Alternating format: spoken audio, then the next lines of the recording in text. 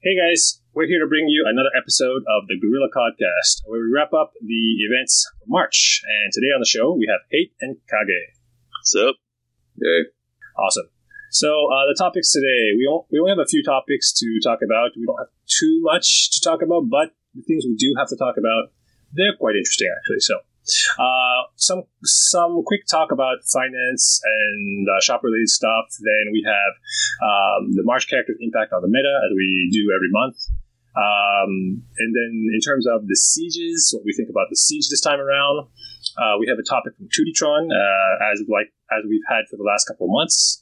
And then we're going to talk about our thoughts for Rebirth, and then the teasing of the coming of Darkseid and our thoughts on that. So first, let's get the boring stuff out of the way. The finance and shop-related stuff. We had I think it was a newsletter recently that was confirming that the pack prices were discounted and the charge distributions were in fact changed, and that those changes were intended.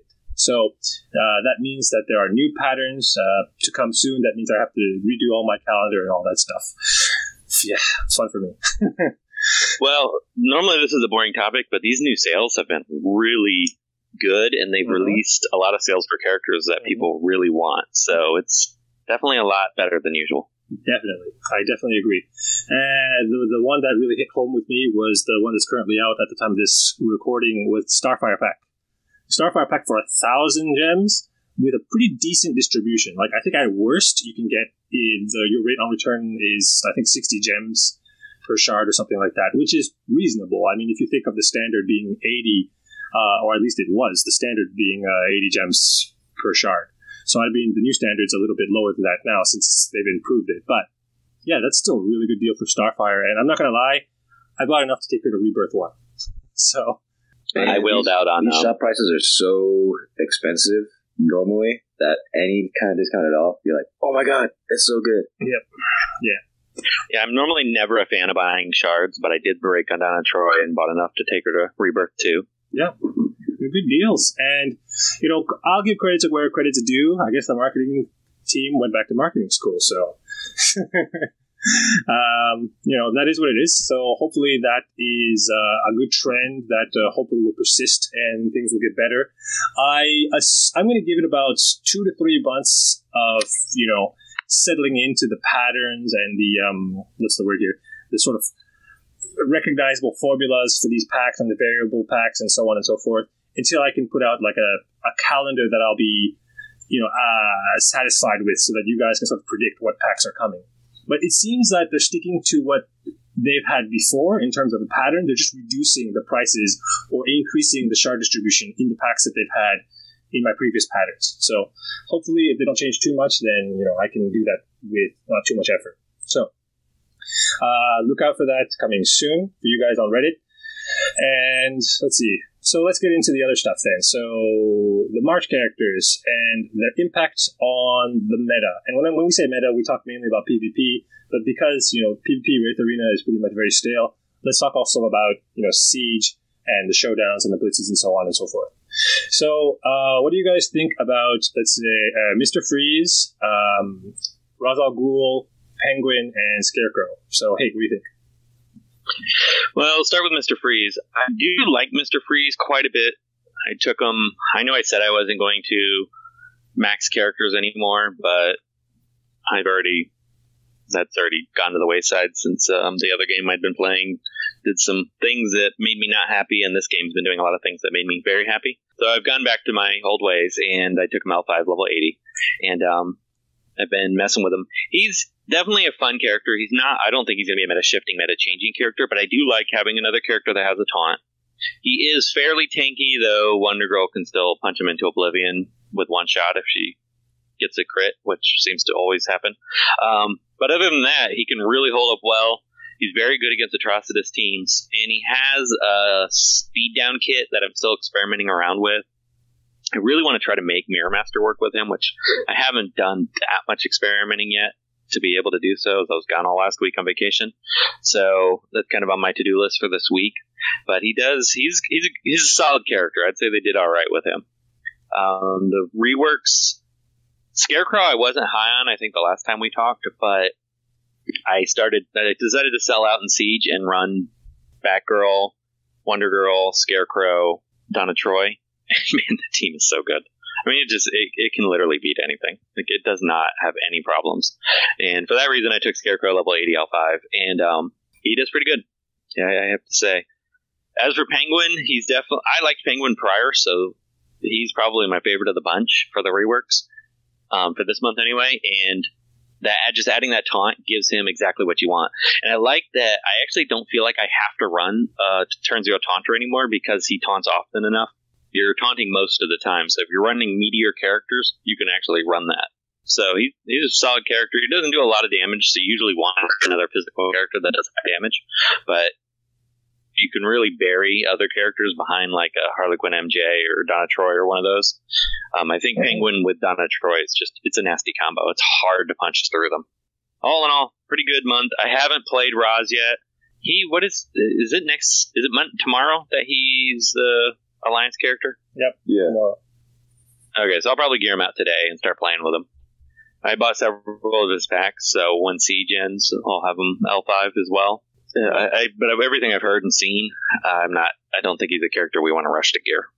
I may actually save him as a gearing character because I'm down to 1. Mm-hmm. So I may save him. I haven't decided yet. I'll decide between today and tomorrow. But I already took him 80 and already maxed all his skills. So first world problems, sure. Right? Exactly. All right, Kage, what do you think about the new guys? Well, nothing that I'm saying that would be new to hate mail, but I think I'm pretty high on Mr. Freeze. Like he said, solid character. You can pair him with like Castle Green Arrow or other control characters. They do pretty well. I've run him with an Aquaman team as well, and he holds up pretty well toward a one-hit punch. Just because of the crit immunity.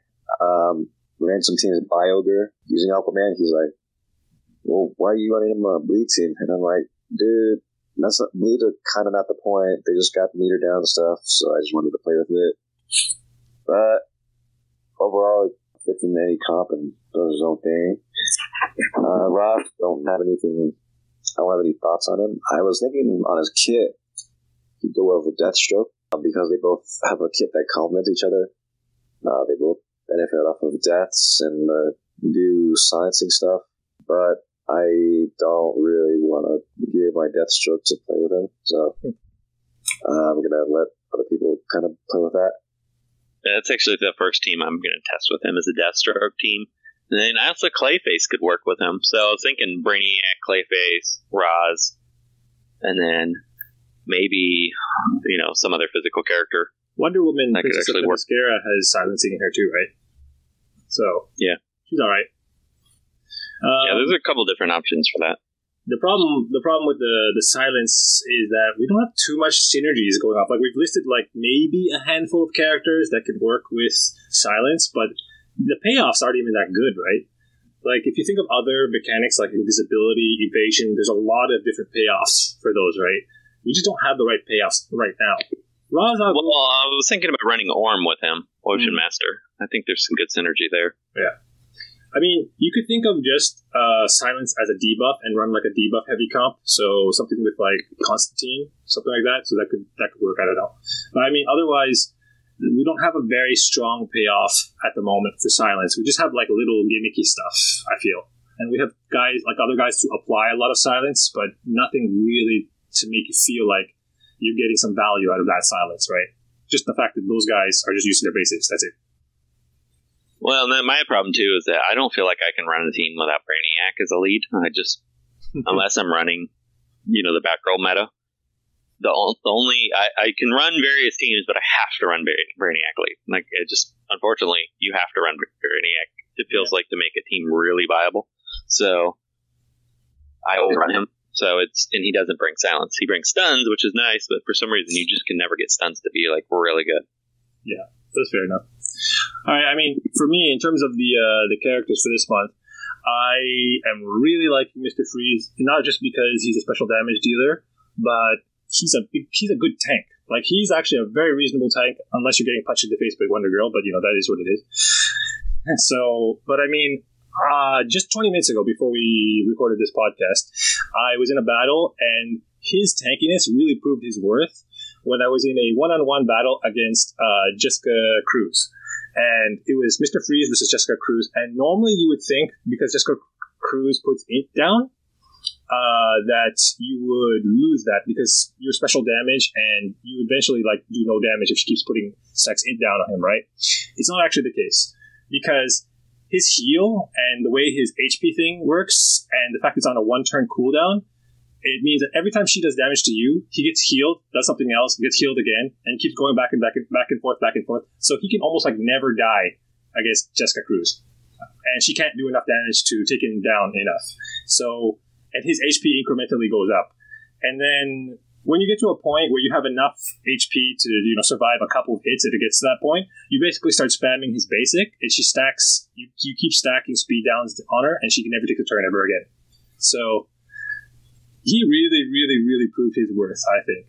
Basically, I think the only couple of characters that could probably just, take him out right away are physical mystics that pack a lot of punch, like Wonder Girl, and I'm thinking maybe Wonder Woman, Defender of Justice. I can't think of any special damage mystics like Etrigan. Actually, ironically, won't do enough damage to him because he has very high intelligence, right? So yeah, and I like that. I like seeing new tanks, and I wish one of the things I was talking to about with Tewtytron actually is to shift the meta greatly. One of the things I want to see, some people are saying we need a counter to the turn 0 taunters. The problem with that is that we're just going to move to a dead shot hired gun meta if we no longer have a way, if we can just easily get around turn 0 taunters. So I think the better solution would be to just release a lot more of them, so there's variance in the different types of tanks. So we have a lot of different kinds of taunters, and I'm excited to see the Penguins and the Mr. Freeze, but I'd like to see more true turn 0 taunters and a plethora of them, because I think that we would see a pretty big shift in the meta for that reason. Here's a question for you. Do you think that Mr. Freeze would be OP if his taunt started at the beginning of the battle and be on cooldown, sort of like MJ? I don't think so. No, but he'll lose value. Why do you think so? Because you have strong physical blue strikers who can just kill him. We have a strong mystical striker that can just kill him. Well, but seriously though, you have Harley who has evades. You have Hargo with death immunity. What does Freeze have that has sustain? I mean, he just has I think Kage's right. Actually, he would die too quick. That's fair. Actually, it's better that because I use his taunt, but I usually remove that hard hitting mystic before I cast his taunt. Yeah. Also, the ironic thing is part of his taunt involves him healing, so it actually benefits him to actually take some damage to actually heal something back up. So yeah, that makes more sense. Okay. Well, yeah, that is what it is. I think Mr. Freeze, he's not the be all end all in terms of tanky greens. He's the second character that we've had with the Chemo gear set, obviously Chemo being the first one. So that is what it is. It's good. It puts, special damage dealers in their place because they can't really kill them as fast. And he's a good off tank. If you play other MMO style games, he's like your off tank. He's a character that you're going to use to protect the rest of your team when your taunter goes down or your taunt drops. I think he pairs well with a Clayface. Yeah. Or, what's her? I just blanked out her name. The physical that taunts, but not turn 0. Giganta. I like running Brainiac, Giganta, and Mr. Freeze as a combo because you can cycle between their taunts. Fair enough. I mean, when I looked at his gear set, I wasn't really sure right at the beginning of it, but then Kage confirmed with me that it was the Chemo gear set, and this could be, if people like him, then try out Chemo. Chemo is basically the same gear set, and he's just as tanky, if not more. So yeah, I mean, I love the meter control on him though. He has really, really good meter control. So if you like, Wally Witch, Flash, Mirror Master, Captain Cold. They pair really, really well together. So you basically turn into you're never going to kill me because my guy's really tanky, or I'm going to take all the turns and kill you really, really slowly. So that's your game plan, right? So So, I mean, I like that.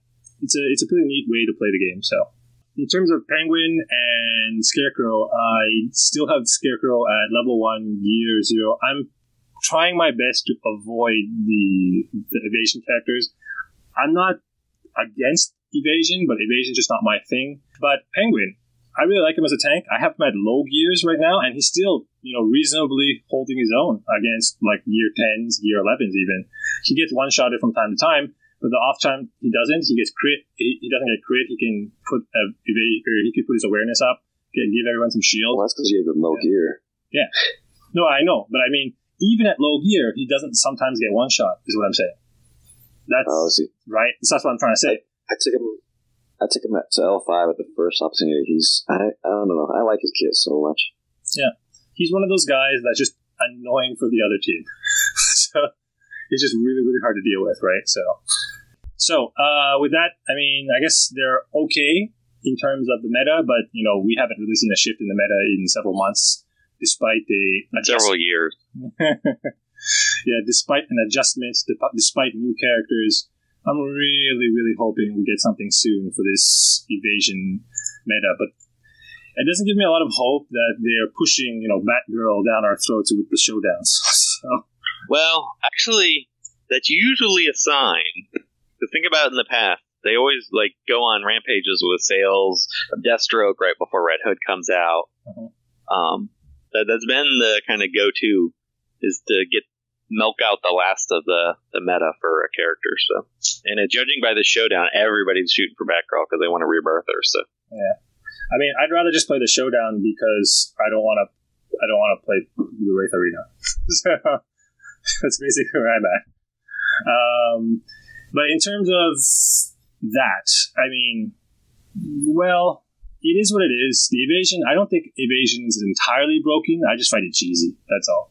But that's just. It's not even that. It's just the Wonder Girls plus Batgirl combination. Exactly. It's just everybody's tired of it. I think it's gone on for like a year. I think that they need to give us a sort of Steppenwolf-ish type of character that works with debuffs, like evasion downs, like sort of Terra style, right?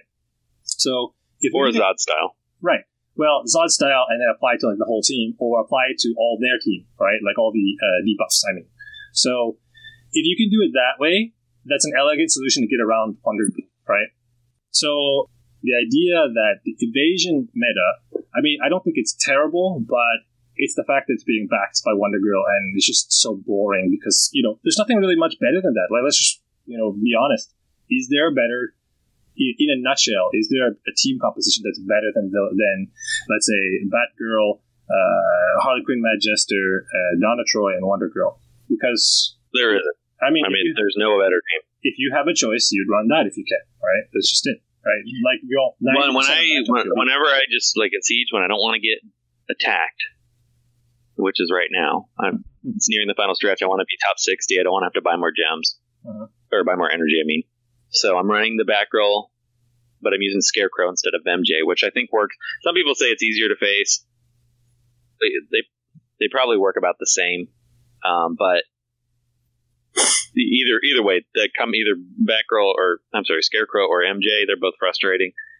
There's no team I can't beat with that. I go into every match comfortable that I'm going to win. There you go. The only team that gives me a hard time is the mirror match. Actually, now that you were touching on that, you were saying you were using Scarecrow instead of MJ. Do you think that Scarecrow might be better than MJ, or is MJ still just better than Scarecrow if you had to pick between the two? No, MJ's still the queen. That counterattack is just so strong. And the thing is that if the enemy team's using Scarecrow, you can beat it easily because you can remove Scarecrow quickly with Wonder Girl. Steppenwolf quickly with Wonder Girl. But when people are facing you, if they bring Scarecrow or Steppenwolf, he gives you the 3 hit chance up very quickly, so you can negate it. But MJ has 95 evasions, so you're never going to hit her, even with Steppenwolf early. Mm-hmm. So it's more frustrating to deal with MJ. Fair enough. Plus, if you miss, she's going to obliterate any mystic. So, this is a good segue into our next topic, which will be Siege. Since you're already talking about Siege, Kage, what's your thoughts on the Siege this time around? I like the Siege. It's the battles are slower paced. Take a million years to finish. but that's okay because your energy recharges just as long anyway. And I'm not seeing too many evasion characters. Obviously, you're seeing boards of Atrocitus, Dontroy, Wonder Girl. Yep. But you at least have Penguin, a better tank for you, and Mr. Freeze to slap people around. Yep. So I'm mildly entertained by the siege, but I'm ready for it to be over today. Yeah, me too. I mean, but I the one thing I do like is when you were touching on Atrocitus and Donna Troy being a big part of that meta. I loved running Mr. Freeze in this siege for that reason because every time I see an Atrocitus battle like before in PvP, I just be like, ugh, not this again. But now with Mr. Freeze, it's like I get so many counterattacks, I get so many call assists. It's awesome, and I run characters like Etrigan and Larfleeze, right? So it's awesome. I mean, sure, you can revive as many times as you want. I just keep getting more hits.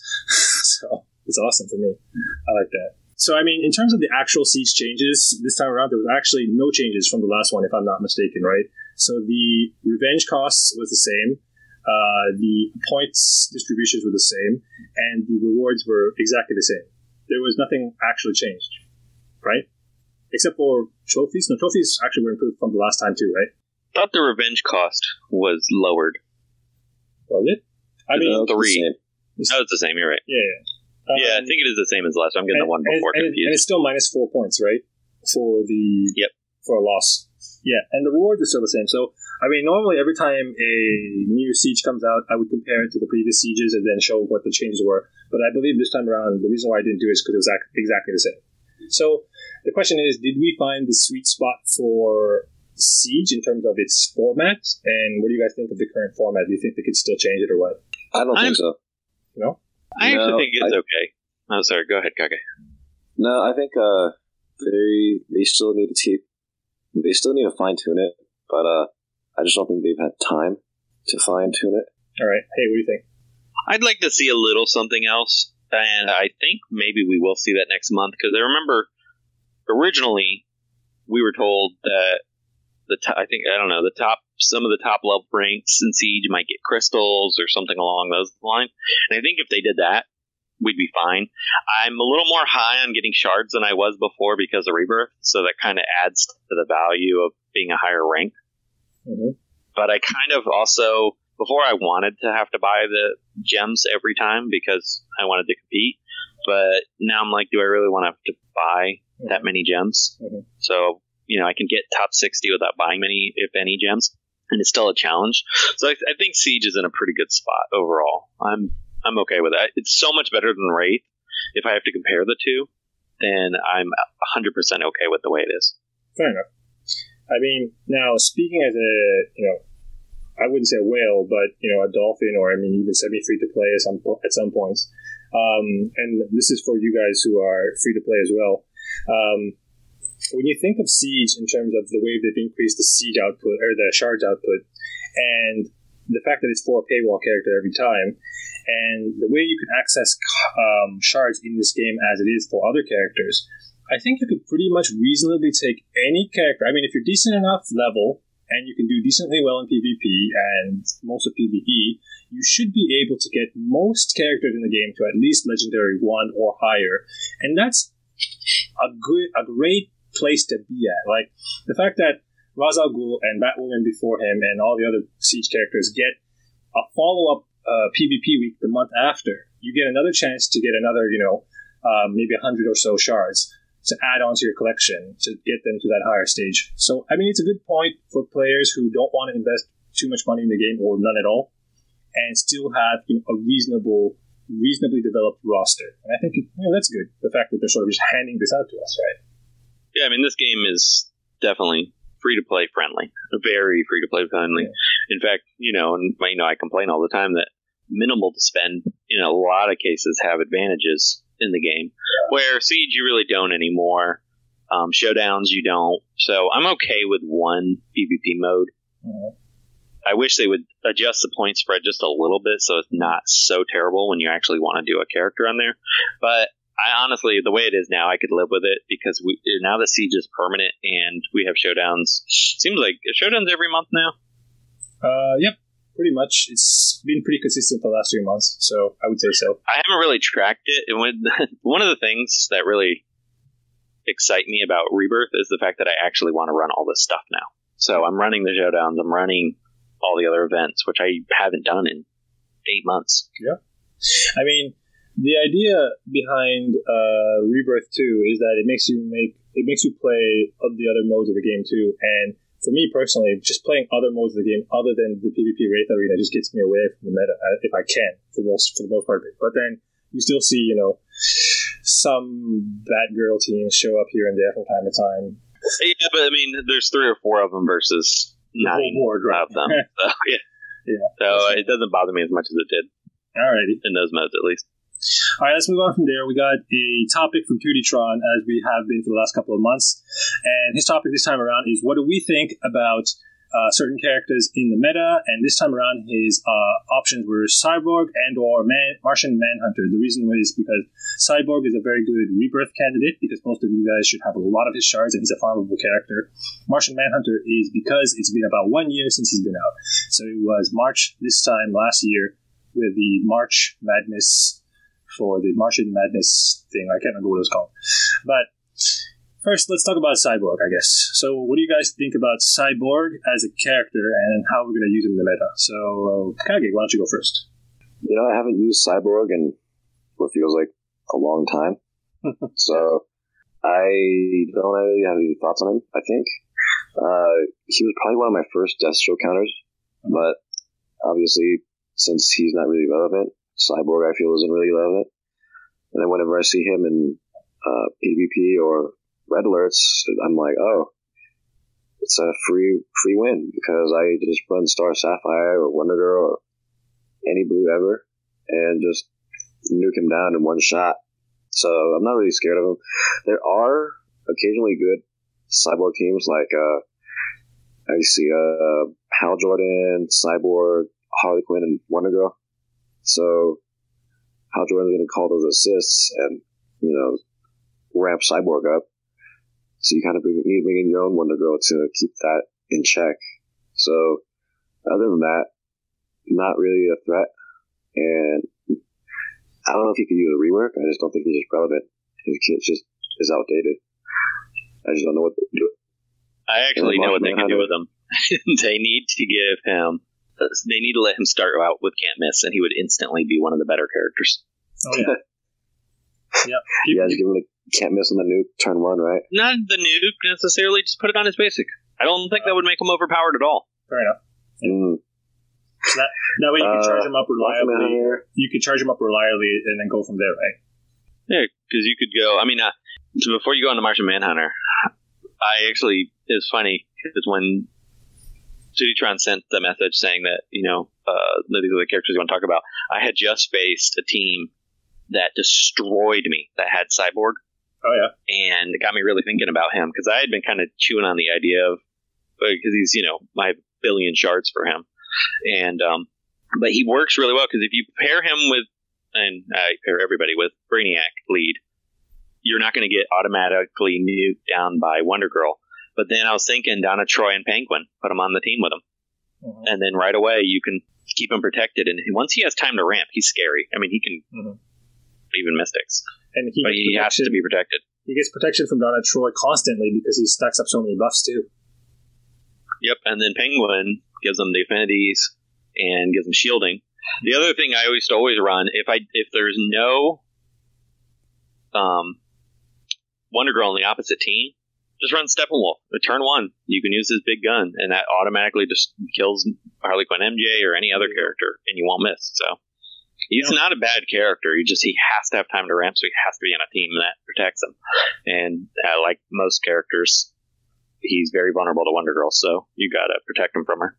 All right. Now, like as Kage was saying about Cyborg, when a lot of times when people see him on the other team, they're not that scared of him. They think, oh, it's an easy win. I'm going to nuke him down real fast.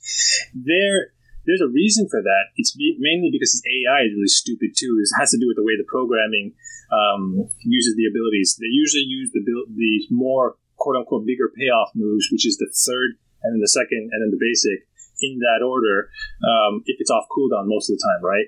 Now, that means the AI, being as stupid it is, it will use his nuke before his basic, right? Or sometimes they'll use his buff and then his nuke, right? And most of the time, because those two are off cooldown, he'll never actually use his basic, so he'll never actually get his hit chance up for the nuke to not miss, right? I've seen some pretty competent AI-controlled cyborgs. Yeah, every now and again. Well, some people use. I experimented with them, and I just never could get it to work because I need a Brainiac character that doesn't have to be in lead, but then using Atrocitus team. Exactly. Because then he'll just start with his basic. That's what I was going to get at, yeah, because I got that idea from M4 a while back, and he was saying the only way you get around the stupid AI is you bring a character like Atrocitus that forces him to use his basic, right, first. So. He might be good with Mr. Freeze against Atrocitus teams. Mm-hmm. Because then you get the call assists from time to time if someone hits you, right? So that's good. One thing I was going to say too is if they ever release a character, and I always hope they would do this against Batgirl, is to have a turn one can't miss for the team.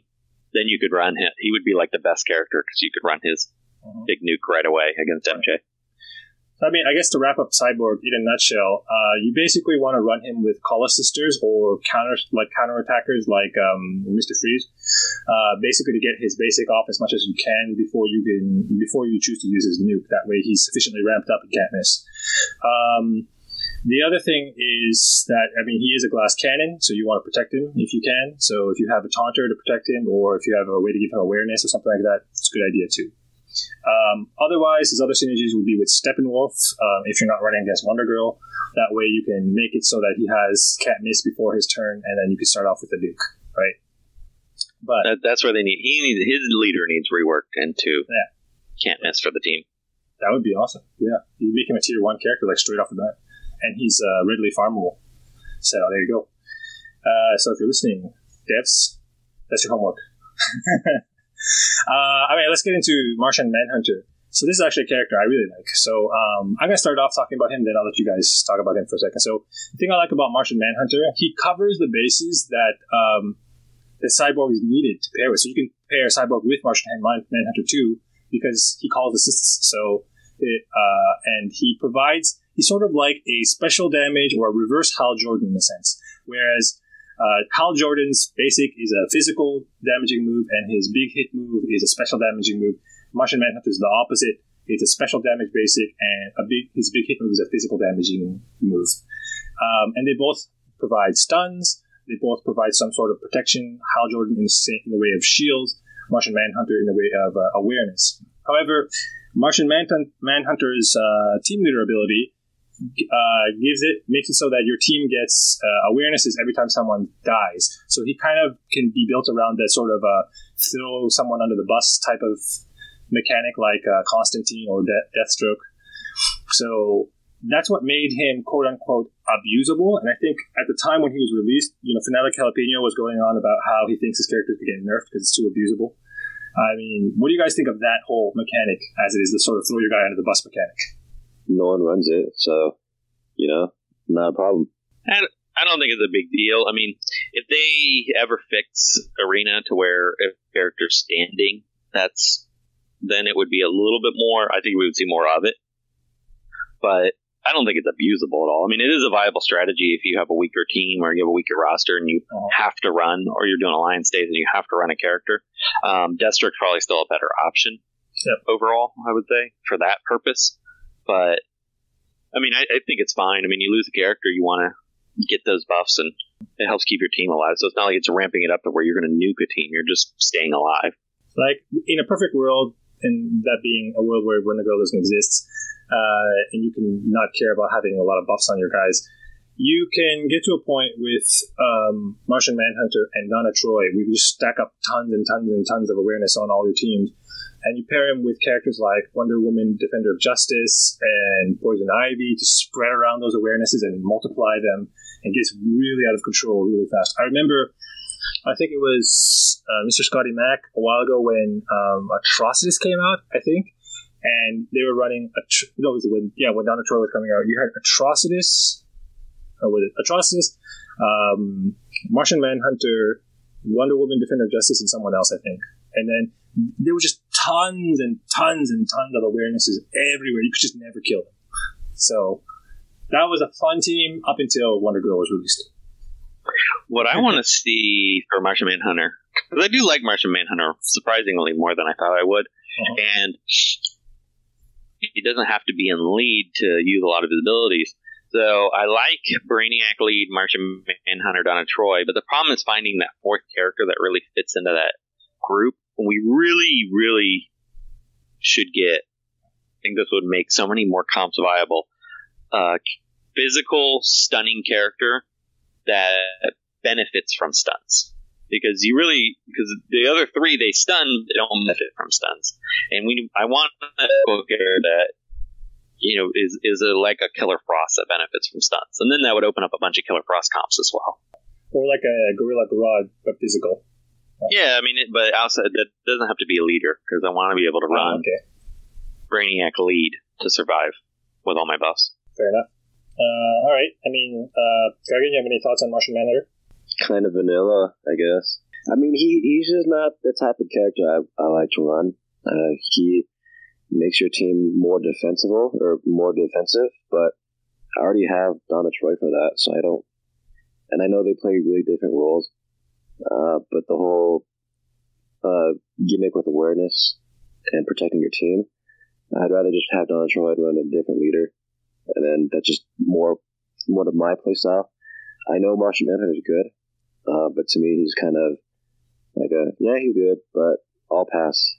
He's kind of a B- character. He's not exactly. He's not bad. He's just not good. He's not a tier 1. Yeah. He's like a tier 2.5, 3 at best, something like that. Yeah. That's probably about accurate. All right. I mean, that is what it is. So I mean, just to wrap up Martian Manhunter in terms of teams, I would probably put him into awareness-based teams or teams that would care about buffs and spreading them around. So like the sort of Defender of Justice, Ivy type of combination. So that probably would work out well for you. Just avoid Wonder Girl like the plague. You'll be fine. So that means don't play with Serena. So we need CC writer, co-writer, I don't know how he pronounces his name, to come on and talk about Martian Manhunter, because I know that's his favorite character. Oh yeah? Cool. All right. Maybe someday we'll have that on. All right, well, let's get into sort of the meaty stuff for this month. So we had our first look at Rebirth. So what do you guys think of Rebirth? Was it really the soft Gear 12 we were thinking it was? And what are the advantages or disadvantages of rebirthing? So, hey, why don't you go first? Well, I know some people aren't thrilled about it, but I have to say Rebirth really, even though it's, so far we've only been able to rebirth, 2 characters total now? And there's no other way to gain crystals yet, which I'm sure that's going to change very soon. Actually, one other thing I'm very surprised, is that we haven't seen a crystal sale yet. So I don't know if that is just coincidence and that's coming, or if the sales team decided they learned their lesson from the Martian Manhunter debacle back in the day and decided to leave something very difficult to obtain except through high-level content, which hopefully is coming next month. So we, I don't know. But in either case, this has definitely opened the game up a lot for me. So I think if you're, a newer player or you've been free to play all along, you're probably looking at this as pretty daunting. But I don't feel like you have to have it. So I think it's for somebody who's got most characters close to max. I have everyone L5. I have a good chunk of them 80. Everyone geared. I was getting very bored. There was just nothing to work towards anymore. And this reinvigorated all that. At first, I kind of felt like it was a little too much. And then now, even though it's horrifically expensive and I don't know, or I'm not sure how you're going to get tons more shards, I don't know. It's really made the game more enjoyable for me, because now I want to run all the events. I want to run red alerts again. I ran alerts for the first time yesterday, and I actually had a lot of fun doing it. So a lot of old content has suddenly become new content to me because I haven't run it in a year. There you go. That sounds very optimistic then. Good. All right, Kage, what are your thoughts on the fact, is it the real soft Gear 12, and what are the advantages, disadvantages of rebirthing to you? it's too early to say because a Rebirth 1 character typically isn't going to be a threat to you unless they're level 80. And so I've tried to fight, certain level 80 characters who are Rebirth, and they hold up just a tad bit more, but not by much. So like 10% more, you would say? Yeah. Whatever, dude. I mean, on that tangent, but no, it's just on a short tangent about that tad bit. I think there's one or two people out there who have a Rebirth 2 Wonder Girl, and from what I saw, she can now at Rebirth 2 withstand a dead shot to the face. Oh, that's painful. I haven't seen one yet out there. So that's big. Yeah. That's big. I think that's a good thing, though. What? No, I think that's a good thing because you don't want your glass cannons falling all over the place. I mean, I don't. If it's another glass cannon, that's fine. It's Wonder Girl. I don't accept. That's fine. That's my issue. Well, that's why I went ahead and broke down and got those Donna Troy shards because I felt like having her Rebirth whenever I can get the crystals, I'm going to take her Rebirth. I think I'm going to take her RB2 before any other character because I think she's going to be such a nightmare to kill. Oh yeah, yeah. There are certain players out there. They're like, oh, Donna Troy needs to be nerfed. Blah blah blah. I just love how you just troll them like that. Oh, yeah. And then the other character, if they release a sale, I will go broke over, is the Brainiac. I will take him as high Rebirth as I possibly can. All right. I'm going to tell something for those people who are having trouble with, what's her name? With Donna Troy. She's a physical-based mystic tank. So, the best way to kill her, and one of the only ways to kill her in the game real easily, is a special damaging physical character, like Dr. Poison. Dr. Poison makes short work of her. She doesn't instantly kill her, but she kills her quite quickly. It's because of... Bleed teams in general do very well against Donna Troy. Yep, there you go. So not only does Dr. Poison do special damage, and her bleeds do true damage. So, yeah, that eats away real quick at Donna Troy. So there you go. That's a way to combat around it. And I hope that they release more special damaging physical characters so that we can deal with big blue tanks that way. So, anyways. Now, in terms of the idea of the advantages and disadvantages of rebirthing, now, I think a lot of people out there, and even I think Kage included as well, like me, we're thinking that we want to hold off on rebirthing as much as we can to avoid that sort of spike in power level for things like the PvP Wraith Arena power rating, the power score rating, and for red alerts, because that will sort of throw things out of whack if you have a sort of rhythm going, especially with the scores and the type of teams you're facing in red alerts. So keep that in mind. Remember that when you are increasing your character stats by 10%, you're increasing their power level by 10%, so everything is going to get adjusted for that. Now, correct me if I'm wrong, Kage, but didn't some of the owls on our team note that it doesn't seem to be affecting Wraith Arena at this time? Yeah, not at this time. It's just, but right now they only have like one character. I know Jon Snow has his Starfire Rebirth, and she's like 8 million power, and he's doing just fine in PvP. But once you get 4, it usually takes like 3 or 4 characters to go over the threshold to change it. I know guys who accidentally took their Marfleas to level 80, L5 or whatever, and it just ruined their Wraith, and its Marfleas was like only their 3rd highest power character, but it just took that to throw them over the edge. Now, I took, my first Rebirth character was Superman, obviously. He's my only L5 and my only Rebirth character.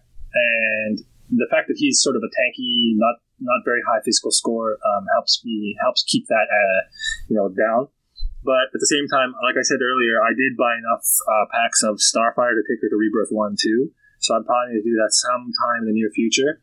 So I'm hoping that doesn't throw things out of whack. But like if you're saying that Jon Snow has the same idea already, and I guess Kate, you have a Rebirth Starfire as well, right? Yeah, and she is my strongest character. So. Yeah. So, do any of you guys... She overwent Etrigan and everybody when I read You have right. But mine's 80, too. You have 80, right? Yeah. I'm going to try and keep her at 70, also because I'm trying to keep Superman higher than her so I can have him as my portrait. So, we'll see. But, I mean, I think as it stands, if I take them both to 70 and Rebirth 1, she's going to be higher than Superman at the beginning, so I'm going to have to level up Superman a bit more to get higher. But, anyways, I think at the moment, there's no strict disadvantage, but there might be, depending on the way the power rating score system changes in the future. But, if you're worried about that, just hold off, keep the shards until you're ready to do so. But, if you can't resist, if it's a character you really like, just go for it. It looks awesome. Like, I think the aesthetics, the way they did it, it really, really looks great. I mean, what do you guys think? Yeah, I like that, and I like that you get the free costume change. I know you can pay 1,000 gems, but I just refuse to pay 1,000 gems to get a different costume, just because I know I'm going to eventually rebirth everybody. Yeah. One day, far, far in the future. So, what I did was I went ahead and bought the costume change for Wonder Girl, just because I really like her basic outfit. Well, the other thing I love too is when you face them, the rebirth characters are not gray, which is awesome. Exactly. So, here's the lore. Beautiful. Here's the lore behind this, or at least the sort of made-up lore that some people in the JLR were talking about. So the idea is that you have your regular characters who are on your team. They're the good guys, right? Then you're fighting against, Necron's minions. They're the Wraiths, because they've quote-unquote died and went over to the dark side, right? And that's why they're grayed out, and they have those weird, evil eyes, right? Then you have the Rebirth characters. Basically, they've been reborn. So they've died and come back. So that's why they're no longer grayed out, and they don't have the evil eyes anymore. So they're no longer under Necron's control. Yeah, that's kind of what I was figuring in it. I mean, it's cool that they did it that way. It's a neat little gesture. We're all tired of facing the gray characters, and it also lets you identify who's more of a threat. Exactly. Because I know that was, for whatever reason, that they were weirdly changing the characters' costumes. So that was an elegant solution to that. I actually thought that was a really good idea. And the other thing that excites me more than anything is I feel like we're finally moving the story forward. So, I feel like, while it may not even be this year, I feel like we're moving forward so that we may see a Chapter 9 and advance more content, because we know that him's coming, so I really hopefully, eventually the storyline advances too. I really hope we get away from the Black Lantern stuff, because this is really boring. I know a lot of people love that storyline, but after 2 years, all right, we need something new. We need to change this. Hopefully, and this is a good segue to the next thing. With Darkseid coming, that'll usher in a new storyline too, I hope. So, now let's talk about that. Now, the teasing, the coming of Darkseid. We've seen a lot of little newsletters with event information and Zatanna shards all over the place. So, first of all, what do we think about the Zatanna shards? Since last November, right? We've been getting them. So what do we think about that, first of all? So, Kage, go ahead. I don't know.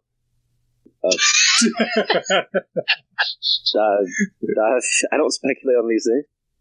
Well, let me jump in. The only, because I can't think of it storyline-wise, any real correlation between Zatanna and Darkseid. I think is that she's a farmable character that people probably already have some shards for, so they're trying to give free-to-play and minimal-to-spend players, or newer players, a character they can unlock that does healing. And I'm speculating that she's probably a rework, I would hope, in the near future. Maybe next month, maybe the month after, or whenever. But, so that's a character you could take up. If you already had a lot of her shards, you could rebirth her. If you didn't, she's still a solid healing character for PvE content. Mm-hmm. So depending on what kind of PvE content we get, she probably could be useful. Now, I'm going to go a bit sort of out of the box here. Now, if we think about sort of lore and comic books related stuff, one of the good ways to take down powerful characters is with magic, right? So Justice League Dark could play a big role in the storyline if that becomes a thing, right? The other thing to think about, on top of the fact that she might be reworked, is that Darkseid, if he becomes a playable character, or if he's a character that we have to fight against in sort of like a boss format or something like that, he's probably going to be an energy character. What do you guys think? Am I off the mark here? That would be my guess. What I would love to see, and I kind of get this idea from the other game I've been playing Ion, is Ian has like 3 different affinities: fire, wood, and water, which could be almost energy, physical, and mystic. You know, they have light and dark characters, which are kind of the gray. So I would love to see Darkseid be a neutral affinity, because I think that would be a very cool added addition. But if he wasn't a neutral affinity, if they never decide to go down that road for whatever reason, I think you're right. Energy seems like the most likely affinity for him if he's playable. Now, I'm not sure he'd necessarily be playable. I would love, and I hope he's playable, and that whatever the coming of Darkseid ushers in, you know, legendary events or whatever that ends up being, I hope that he's, you know, a character that's difficult to unlock, and they don't sell him for a very, very long time. Yeah.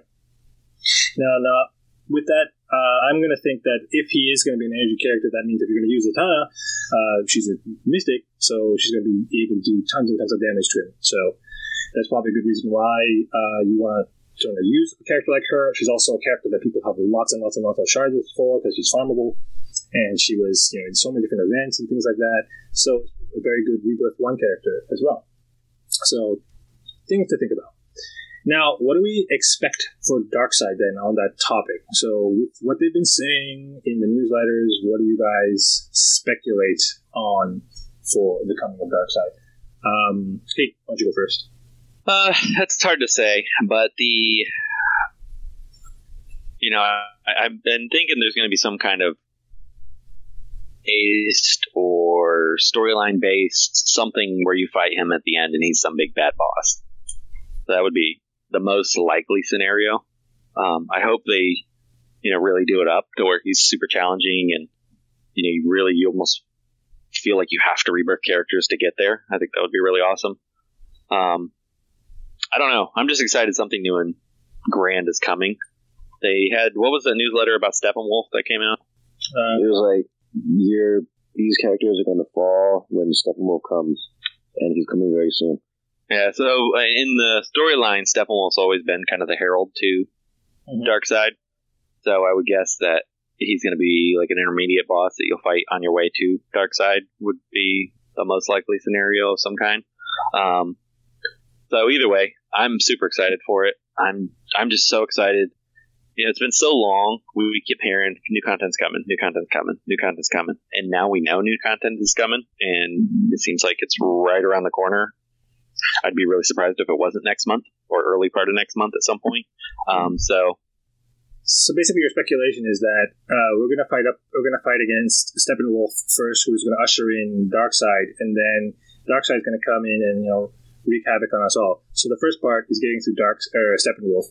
That means if you run a team of Flash, Aquaman, Wonder Woman, and Batman, they'll do nothing, and then Superman shows up, and you know, the movie's over. Right? Anyways. I mean, follow the movie in the storyline, but who knows? Yeah. So that is what it is. I mean, I think that's probably a very good, what's the word here? Assumption, or sort of guess to go down. You know, I'm going to be mildly sad that we can retire the coming soon meme. Yeah. Maybe they'll just leave that icon there and then put it on a new icon of some kind. Okay, that is if it's actually the legendary events itself. It could be something completely different, right? So they'd be crazy not to put it there, but it would be funny if they didn't. Yeah. Or it would be funnier if they changed it to something like they took the icon away and they changed it to something else, and then it was like, oh, it was like it was never there. So. Or did they put a new icon in this that's coming soon? Yeah, that would be the biggest troll, yeah, actually. Or the other big thing this could be, though, and not to go down this rabbit hole, but I did see a message on the in-game forum that this could just be leading up to a big April Fool's prank. Yeah, I could see that. They really should do that. They should release it on April Fool's Day. That would be hilarious, because nobody would know what's real and what isn't. It's like the prizes are like all like, you know, a million gems for free. And then you know what you go should do? And you get nothing. Remember when skin changes got leaked? Mm-hmm. They should release legendary contents on April Fool's, and then just a couple hours later, oh, sorry, we know you guys want new content. We'll keep that in mind. That would be funny. It kind of got me thinking about us doing something for April Fool's Day. Here's the other thing I was thinking of for an April Fool's joke. It's Darkseid, right? So you load your game on April 1st, and all of a sudden you see a lot of downloading new content, right? You load in your game, you go into your first battle, and your characters look fine when you load the battle up. Everybody on your team and the other team are in Darkseid skins. That would be funny. Well, it's just like that, the Ogre Day. Yeah, exactly. It's like all chemos. But I mean, basically, if you had it so that everybody was Darkseid, but you're still using your characters as is, it's like, hey, look, Darkseid's here now. Here's the coming of Darkseid. So that's the one thing I wish this game had that we see in some of the other games that we play. Is they always have constantly have crazy events that have all kinds of weird skins and stuff. I would love to see more of that here. Yeah. Anyways, I guess we're running a bit long, so we'll wrap things up there. Yeah, we had a short episode. Yeah, I thought it was going to be a short episode, but it ended up being an hour anyways, so there you go. As we do with every episode of the podcast, we'll wrap up with shout-outs. So shout out to Tewtytron at the Zatanna level, earning him his topic suggestion each episode and this shout-out. So if you guys want to be heroes like him, and the other guys on Patreon who are helping support us and keep the lights on, consider being a patron at patreon.com/WROL broadcasts. And if you're listening to this on SoundCloud, iTunes, Google Play, or what have you, or on YouTube, give us a like, give us a comment, hit that thumbs up, do whatever you can to support us if you're not already supporting us. So with that, call it there. Have a good night, guys. Good night, everyone. Later. Thank you for tuning in to this edition of WROL Broadcasts, a subsidiary of the Oddsman and We Are Legends. To view additional content and support the show, please go to patreon.com/WROL Broadcasts.